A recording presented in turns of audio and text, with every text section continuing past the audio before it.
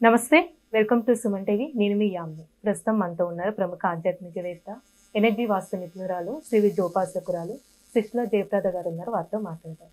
నమస్తే అమ్మ. నమస్తే అమ్మా. శ్రీమాత్రే నమః. అమ్మ, ఇప్పుడు పెళ్ళిళ్ళకి అన్ని జాతకాలు చూసుకొని కుదుర్చుకొని అన్ని చేసుకున్నా కూడా కొంతమంది లాస్ట్కి వచ్చేసరికి విడిపోవడం జరుగుతూ ఉంటుంది.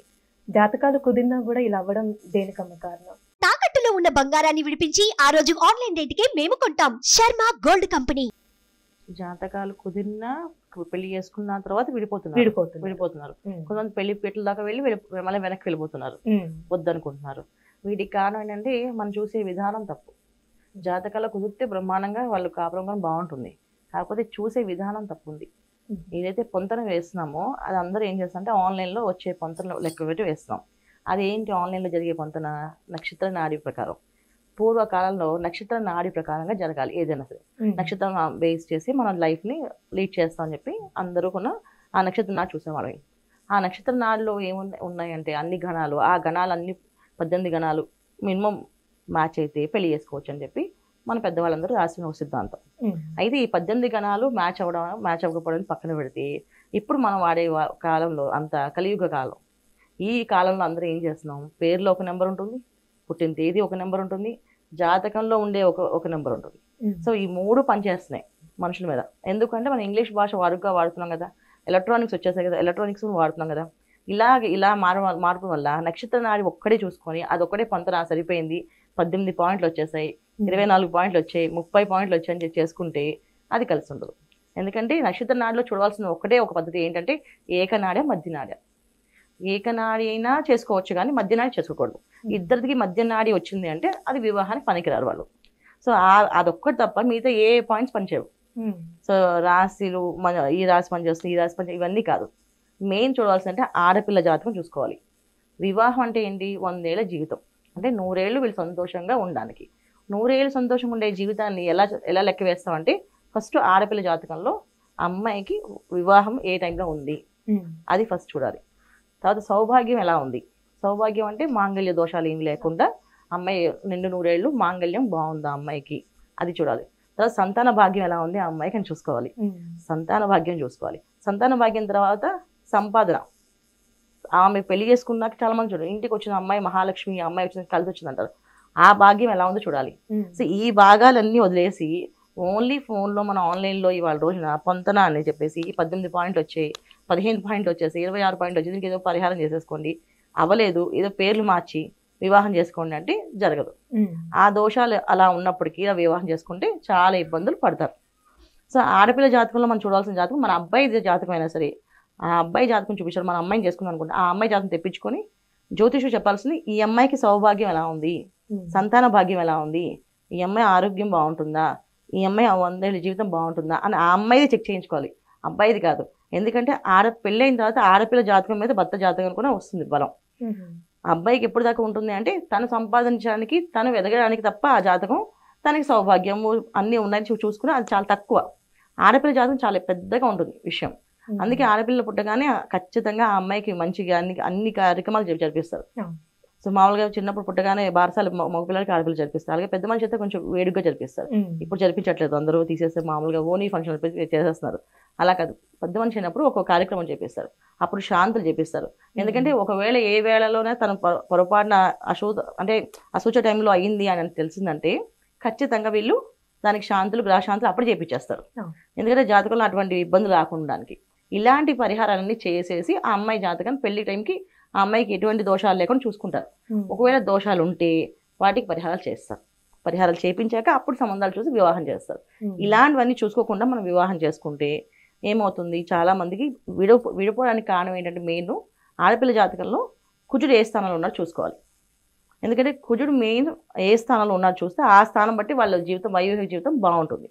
కుజుడు చతుర్థ స్థానం చూసారనుకోండి, ఇక వివాహం జరిగినా కలిసి ఉంటారు. సప్తమ స్థానం చూస్తున్నారు అనుకోండి, ఇంకంతే కొట్లాట్లే ఉంటాయి ఇద్దరికి, ఇంకా ఎప్పుడు కలిసి కాపురం చేస్తారు వాళ్ళు. సో ఇలాంటివి చూసుకోవాలి. ఈ జాతకాలు మనం చూడాల్సింది ఒక జ్యోతిషుడి దగ్గరికి ఇచ్చి ఈ జాతకాల పొంతనలు ఎలా ఉన్నాయి, మాకు పాయింట్స్ మాకు వచ్చాయి అన్నారండి. ఇప్పుడు ఏం చేస్తారంటే ఒకళ్ళు కుదరలేదు అంటే ఇంకొకరి దగ్గరికి వెళ్తారు, బాగుందమ్మా మీరు పరిహారం చేసుకోండి అని. ఇలా కాదు, అసలు కుదరలేదు అంటే మనం అడగాల్సిన ప్రశ్న ఏంటి, ఏమంటే అమ్మాయి సౌభాగ్యం బాగుందని అడిగితే అప్పుడు చెప్తారు జ్యోతిష్యులు. మాకు పెళ్లి ఫిక్స్ చేయండి అని అంటే వాళ్ళు మాత్రం ఏం చేస్తారు, ఖచ్చితంగా వాళ్ళు సరే అమ్మా మీ ఇష్టం అంటే. ఎందుకంటే ఇవాళ వద్దు అని ఇప్పుడు నా దగ్గరికి వచ్చింది అనుకో జాతకం, నేను వద్దు అని చెప్పాను అనుకోండి, వీడు సరిగా రాదేమో వేరే వాళ్ళని అడుగుదాం, ఏమైనా పరిహారం చేసేదా అంటారు. ఏ పరిహారం చేస్తారు, దేనికి పరిహారం చేస్తాం మనం? వాళ్ళు కలిసి ఉండే కాపురానికి పరిహారాలు చేయాలంటే ముందు అసలు ఆ అమ్మాయికి అసలు కలిసి ఉండే యోగం ఉందని చూసుకోవాలి కదా. యోగం లేనప్పుడు మనం ఎన్ని పరిహారాలు చేసినా ఇలాగే విడిపోతారు. ఇవాళ పెళ్లి అంటే అంగరంగ వైభవంగా కొన్ని లక్షలు కోట్ల రూపాయలు ఖర్చుపడి పెళ్లి చేస్తున్నారు, కానీ కాపురం చేయించగలం మనం?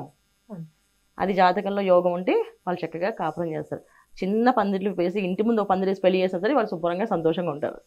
సో జాతకంలో గ్రహస్థితి బాగాలేనప్పుడు మనం ఎంత పెద్ద పందిరేసినా ఎంత ఫ్యామిలీస్, 2 ఫ్యామిలీస్ విడిపోవడం తప్ప ఏమీ జరగదు.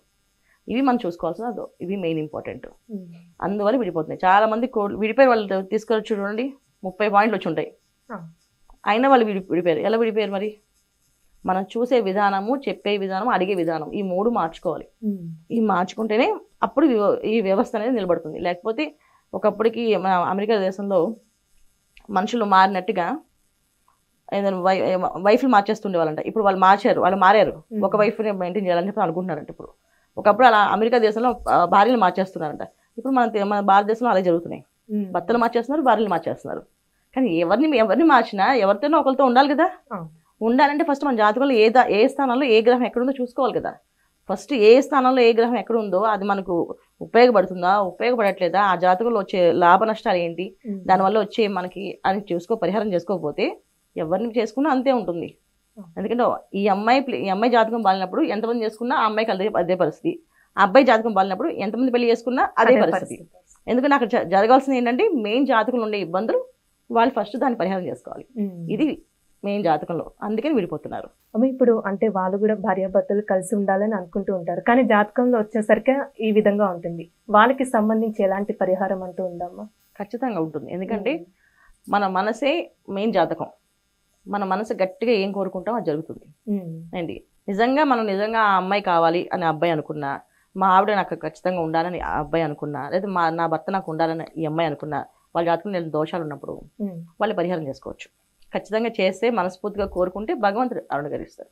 జాతకం అంటే ఏంటి? భగవంతుడు మనకి ఇచ్చిన పూర్వజన్మ కర్మ.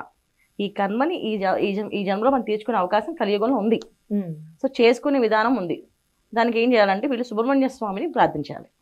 సుబ్రహ్మణ్య స్వామి మంగళవారం పూట ప్రతి మంగళవారం 9 మంగళవారాలుగా ప్రతి మంగళవారం సుబ్రహ్మణ్య స్వామి గుడికి వెళ్ళి 21 ప్రదక్షిణాలు చేసి ముద్ద కర్పూరం 90 గ్రాముల ముద్ద కర్పూరాన్ని స్వామివారికి సమర్పించేసి, స్వామి నాకు నా భర్తతో నేను సంతోషంగా ఉండాలి, నువ్వే అనుగ్రహించు అని అంటే అప్పుడు కుజుడున్న స్థానం ప్లేస్లో సుబ్రహ్మణ్య స్వామి చెప్తే ఆయన విందా ఏంటి? ఖచ్చితంగా వింటారు కదా. సో సుబ్రహ్మణ్య స్వామి మనం ప్రసన్నం చేసుకోవాలి. సుబ్రహ్మణ్య స్వామి టెంపుల్లో వెళ్ళి ప్రదక్షిణాలు చేయాలి, 21 ప్రదక్షిణ. అబ్బాయి కావాలంటే అమ్మాయి అయినా అబ్బాయి అయినా ఇద్దరు అదే చేయాలి. భార్య భర్తలు ఇద్దరు, భర్త కావాలన్న భార్య కావాలంటే భర్త, ఇద్దరు ఆ ప్రదక్షిణాలు చేసి 21 ప్రదక్షిణాలు చేసి 21 మంగళవారాలు చేస్తే ఖచ్చితంగా వాళ్ళ జాతకం ఉండే దోషం తొలగుతుంది, వీళ్ళు సంతోషంగా ఉంటారు. ఈ పరిహారం ఈజీగా చేసుకోవచ్చు, పెద్ద ఖర్చేం కాదు. చక్కగా తెలియజేశారమ్మా, ధన్యవాదాలు. మంచిదమ్మా. శ్రీమాత్రే నమః.